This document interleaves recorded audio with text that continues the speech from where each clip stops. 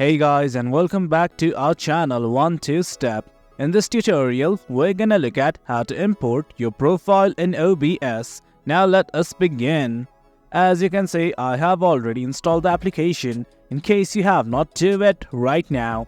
Now let's simply look at how to import the profile. On the nav bar at the very top, you will see a button like this called as Profile.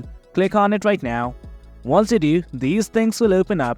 From here, as you can see, there are multiple options. Right now, all we want to do is import, so let's click on Import right now. Once you do, it's gonna ask you to select the directory where you have the profile that has been exported. Right here, this is the profile that I want to import, so I'm simply gonna hit on Select Folder.